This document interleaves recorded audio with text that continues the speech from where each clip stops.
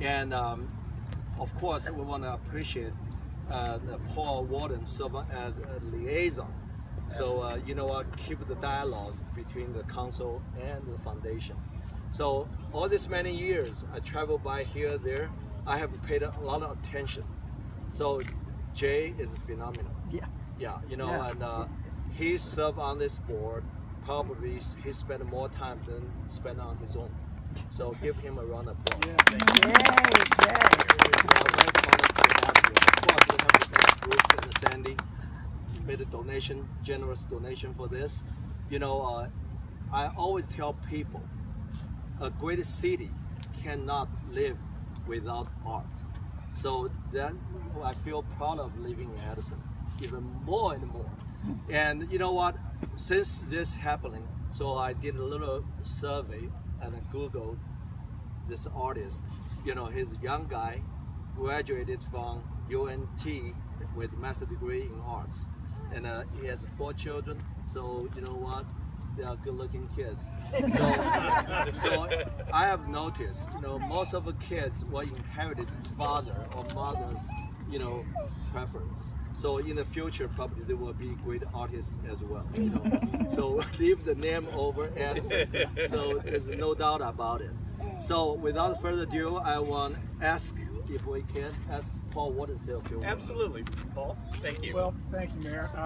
It is my pleasure to serve as the liaison to the council for the Addison Arbor Foundation, and art is what separates us, and we're creating an environment here where we live amongst an art gallery, and that is unique. And so we struggle with much competition within the community here to hold an identity for Addison. And the identity for Addison that we're establishing here is that we do believe in art and public art, and we live, amongst an art gallery. And as Jay mentioned not too long ago in a recent council meeting, this is now wayfaring. Go down to the Kitty Hawk, the plane or whatever. Someone is not going to know it is, and turn left. Or go to where the butterflies will be and turn right. Or go to where the statue is on Laylox and turn left. So anyway, all that, and that makes us unique. Nobody else does this. And so this is a special thing. I do appreciate the hours and the commitment and the desire that our board does, and they do understand art, they appreciate art, and for us, just consumers of the art, that it makes our job easy, because we can just come out here and it's beautiful and it's perfect and it's appropriate, and they did all the hard, because this doesn't just show up, so we need to understand this, and working with the vision of the artists and the various materials and all that stuff. So it's a big deal, and I really appreciate it. Thank you so much. Thank you. Well, I'd like to go ahead. Thank you. Thank you. I'd like to go ahead and introduce Eric McGehearty. And not only is Eric McGehearty a professional artist, Eric is the CEO of Globe Runner Technologies here in Addison.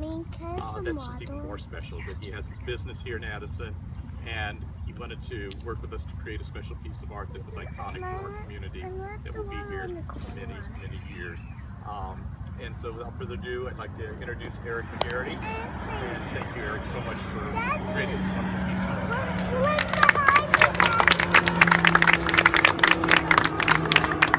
Well, thanks everybody for coming out today. I really want to particularly thank Jay and the Arbor Foundation for making this happen.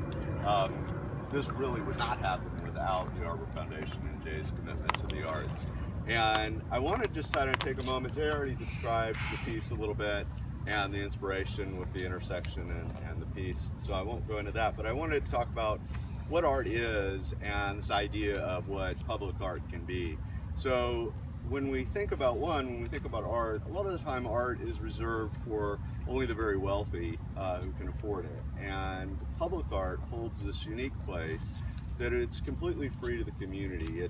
It enriches the community, and it has no cost for the citizen to view it.